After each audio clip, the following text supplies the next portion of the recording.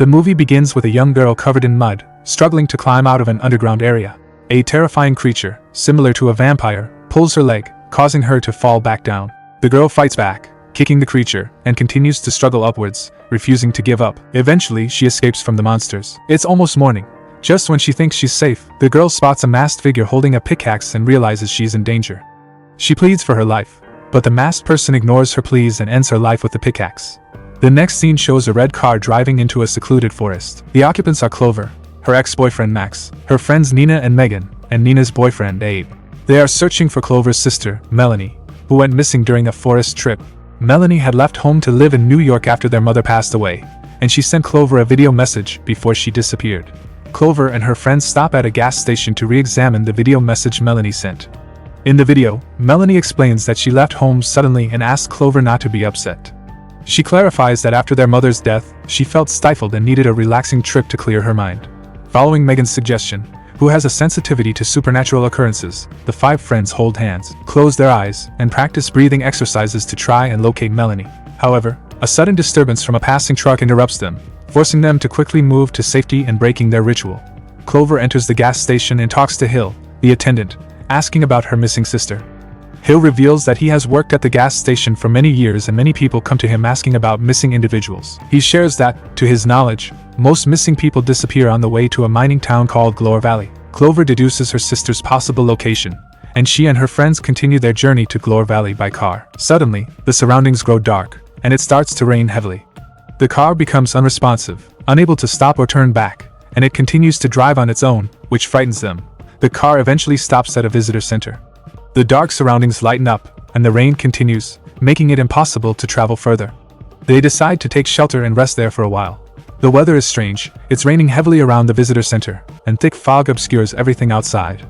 Clover and Max stay outside to investigate the surroundings while Nina, Megan, and Abe go inside. The house is empty, but they find an old 1998 calendar, an hourglass, and some pickaxes hanging on the wall. On the living room table, there's a guest book. Megan tries to wash her hands in the restroom, but no water comes out of the tap. Abe discovers posters of many missing people, including Melanie, hanging on the wall. Clover sees a figure in the fog and, believing it to be her sister, rushes into the fog despite the potential danger. Max, worried, follows her, shouting for her to turn back due to the danger. Soon, the sun sets, and darkness falls. Nina writes all 5 of their names in the guest book for an overnight stay. Clover returns with Max, deciding not to continue searching in the dark due to the danger, and they both enter the house. Inside, Clover finds not only her sister's poster on the wall but also many entries of Melanie's name in the guest book, confirming that Melanie had stayed there for many days. They also notice that the sand from the bottom of the hourglass has moved to the top, realizing someone must have flipped it without them noticing. At that moment, they hear a sound from outside and discover someone starting their car. Unsure who it is and fearing danger, they go back inside. They try to contact others for help using their phones, but the phone lines are dead, leaving them in a difficult situation. Clover, Max, and Megan search the house for a working phone. They open a door and find a basement. The 3 go downstairs, noticing something strange. Despite being a basement, there are cracked windows. They find both a telephone and a radio transmitter, but neither works, making communication with the outside world impossible. Meanwhile, Nina and Abe, who remained upstairs, hear a sound from another room. Abe goes alone to investigate. As soon as he enters the room, the lights go out. Nina, worried, enters the dark room and finds Abe lying dead, killed by a masked stranger. Nina screams in terror. Max suddenly hears Nina scream from upstairs. Concerned, he rushes up and peeks through a door, only to witness a masked stranger standing next to Nina, who has tragically fallen into a pool of blood. Shocked, Max hurries back downstairs and urgently tells the 2 girls to hide. Max and Clover conceal themselves behind a door in one of the rooms, while Megan hides inside a wardrobe. It doesn't take long for the masked intruder to come downstairs, searching for them. Max tries to fight back with a chair, but the stranger seems unaffected, strong and unyielding, while the chair shatters on impact. Max, unable to defend himself further, is ultimately overpowered. The masked figure then discovers the hiding girls. He drags Megan out from the wardrobe and, using cruel and relentless methods, ends her life as well. Clover, hiding behind the door, can't bear it any longer. She tries to fight back with a knife but fails to do any harm, causing her to panic and flee upstairs. Once outside, Clover runs into the forest, where she finds her sister. Just as she calls out to her, the masked killer appears and attacks, resulting in Clover's tragic demise. Suddenly, the mysterious hourglass flips on its own, and in a surreal twist, everyone who had died comes back to life. Night has fallen once more, and the group finds themselves at the beginning again, just like the moment when Nina was writing their names in the guest book. Everyone is confused. They spot their own photos on the wall and realize they're now listed among the missing. The hourglass has restarted, and they begin to understand they're trapped in some kind of game. Since they've already lost once, they now have to start over from the beginning. Meanwhile, the main door begins to open and shut on its own, prompting them to barricade it with nearby furniture. Megan suddenly shows signs of distress. It appears something is trying to take control of her body. She lets out a haunting scream, and all the light bulbs in the room explode, plunging the space into darkness. While the others search for her with flashlights, Megan begins levitating. She ends up in a room filled with posters of missing people. It's revealed that the spirits of the dead are possessing her body, taking turns to express their unspoken messages. One final warning is delivered: something is coming. Don't let it in. Right then, a knock echoes from the main door. A voice, Melanie's, begs to be let in. Clover, overwhelmed, moves to open it without hesitation. Though her friends try to stop her, it's too late. She opens the door to find no one there. They then spot a mysterious, previously unseen house in ruins nearby. Suddenly, Clover, now outside, is pulled upward into the air by an unseen force and dragged away. Her friends, including Max, rush to help, but the opportunity is lost. They shut the door in fear. That broken-down house's door bursts open on its own, and something forcefully drags Clover inside. Abe and Nina then urge Max to leave the place. They admit that the presence haunting the area is far too powerful. They suggest escaping first and returning with help to save the others. But Max, disheartened by the selfishness of some friends, decides he can't abandon Clover. He chooses to go alone, pushes open the door, and steps outside. Meanwhile, Clover, who had been dragged into the ruined house, regains consciousness. She finds herself in a room with identical masks, the same kind worn by the killer. In front of her sits an old woman, completely still, staring at a static-filled TV. The elderly woman inhales a strange gas from a device. When Clover tries to flee, the door won't open. As the woman inhales more of the strange vapor, she suddenly comes alive, slowly approaching Clover. Terrified, Clover pleads for her life. The woman calmly replies, "If you want to live, survive the night, or become a part of it." She then grabs Clover, knocks her down, and forces her to inhale the same vapor. Something begins to possess Clover. The old woman's original body collapses and falls apart like a broken doll, lifeless and empty. Max, having entered the ruined house in search of Clover, moves deeper.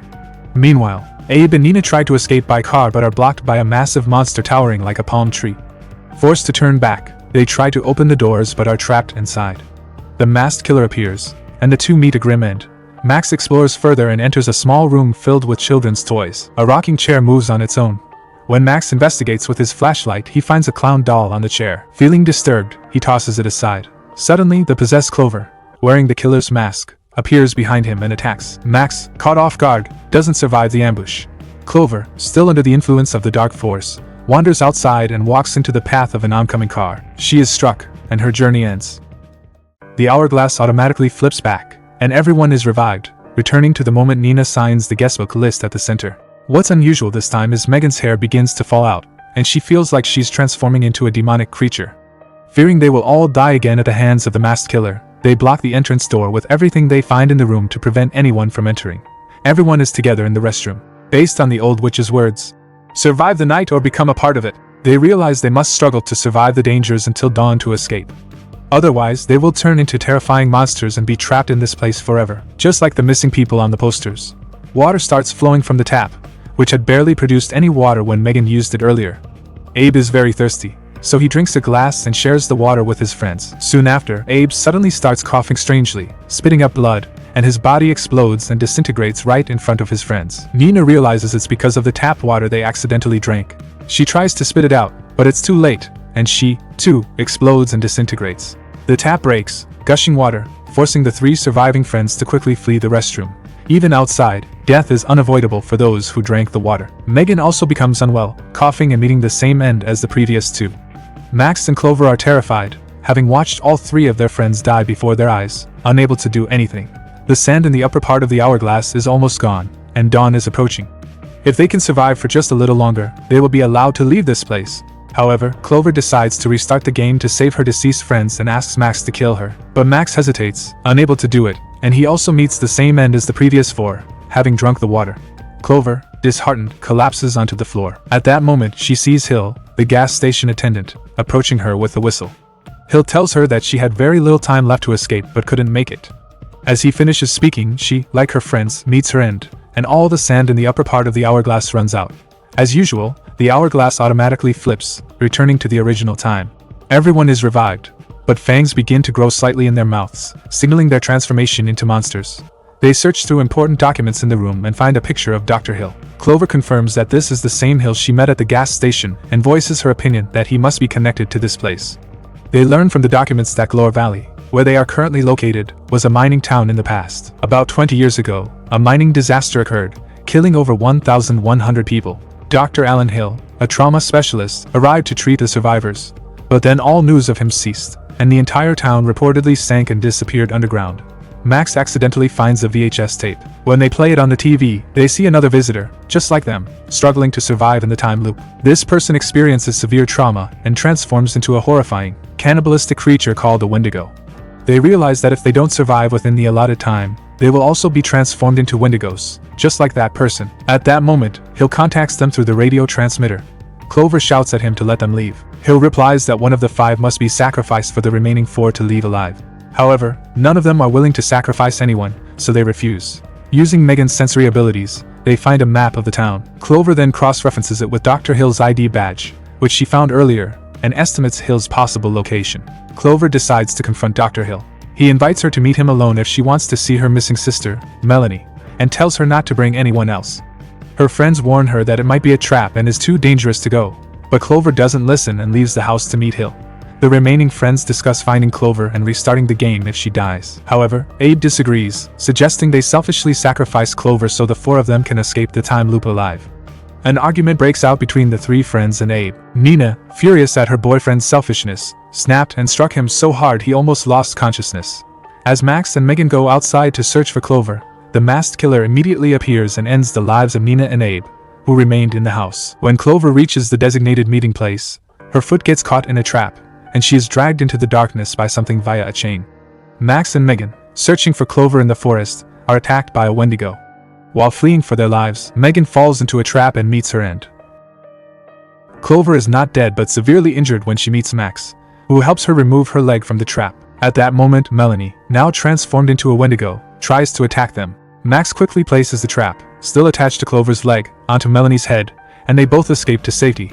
Clover realizes all their friends are likely dead and decides to restart the game, asking Max to kill her. Just then, Max sees Wendigo Melanie, free from the trap, pursuing them. He understands they cannot escape death this time, so Max fulfills Clover's wish. He then drinks some of the tap water himself, curses the Wendigo, and his body explodes and disintegrates. In this way, they die repeatedly from unexpected dangers, only to return to the original time. However, their bodies are gradually transforming into Wendigos. Checking the guestbook entries, they discover they have been trapped in this house for 13 nights. They now have only one more night to fight hard and survive until dawn. Meanwhile, Megan is missing from their group. Abe reviews one of the videos he secretly recorded on his phone. It shows Hill arriving to check if they are truly dead after they are killed, and then he disappears into a tunnel. On this final night, Megan fortunately survives. They find a video recording where she states she is tracking Hill, and will find a way for all of them to escape. The remaining 4 friends search for Megan and venture into the tunnel to deal with Hill. At one point, they are attacked by numerous Wendigos. They fight back and quickly run deeper into the tunnel. Though they escape the Wendigos' danger, they are unlucky again. A masked killer shatters a mirror and jumps down into the underground area, blocking their path. Max, Abe, and Nina decide they will confront the masked killer, entrusting Clover with the task of finding the missing Megan. Clover bravely continues deeper into the tunnel alone. She unexpectedly encounters her sister, Melanie, who has now transformed into a Wendigo, and is attacked. Clover tries to escape, unwilling to harm her sister, but Wendigo Melanie relentlessly blocks her path and threatens her life. With no other choice, Clover is forced to end Melanie's life. Max, Abe, and Nina manage to fight and subdue the masked assailant. Once he falls, they use a hammer to stop him, ending the threat. The sand in the upper part of the hourglass is almost gone, indicating that dawn is approaching soon. Clover continues deeper into the tunnel. She encounters a Wendigo and hides silently in the shadows for a moment, not daring to make a sound. Once the Wendigo moves away, she continues and finds the room where Megan is held captive. Megan is chained alongside struggling Wendigos in a dark, small room. Clover wants to save her, but she cannot find the key to the room. Clover searches other nearby rooms and discovers a surveillance system that overlooks the entire visitor center. On a desk, she finds a psychiatric report with her name and photo. At that moment, Hill enters the room and closes the door. He tells Clover that she is the most interesting patient he has ever encountered, then sips his coffee and places the cup on the table. Then, he says that Clover has experienced 2 serious emotional breakdowns due to extreme despair, and reveals that the terrifying monsters they are facing are actually symbolic representations of Clover's intense depression and inner fears. Meanwhile, Max, Abe, and Nina are being attacked by many Wendigos. They no longer have the strength to fight back and run toward the tunnel's exit. The Wendigo held captive with Megan struggles violently and is about to break free and harm Megan. Clover asks Hill why he treats people so cruelly. Hill replies that trapping terrified people in this time loop for several days, making them even more fearful than before, and transforming them into Wendigos is merely an experiment he enjoys. Clover notices some of the tap water leaking from the ceiling. As Hill bends over, she manages to make some drops fall into his coffee cup. Hill unknowingly drinks it. Someone always has to die. But this time, it's you. And his body explodes and disintegrates, ending his life. Soon dawn approaches. Clover quickly grabs the key from the room and rescues Megan. The Wendigo's chains break, but both girls manage to escape the room in time and lock the Wendigo inside. Meanwhile, Max, Abe, and Nina, attacked by Wendigos, flee through the tunnel. They eventually find the exit and manage to climb out of the underground area before Clover and Megan. The sand in the upper part of the hourglass is almost gone, signaling dawn. The remaining Wendigos underground swarm and attack only Clover and Megan. Fortunately, they find an exit, but they are pulled back down when they try to climb up. However, they refuse to give up and fight back. Their friends, who are already above ground, pull them up, and with their help, Clover and Megan finally climb out of the underground. Once above ground, everyone breathes a sigh of relief. All the sand in the upper part of the hourglass runs out, and they have survived dawn. They are no longer trapped in the time loop. The sky returns to its original color, and the fog surrounding the visitor center and the continuous rain completely vanish. The 5 friends dare not stay in the ruined town any longer and quickly drive away from the visitor center. At that moment, the surveillance system in Hill's office transforms into a snowy cabin scene. A car drives into view, and the story ends with Hill's whistle.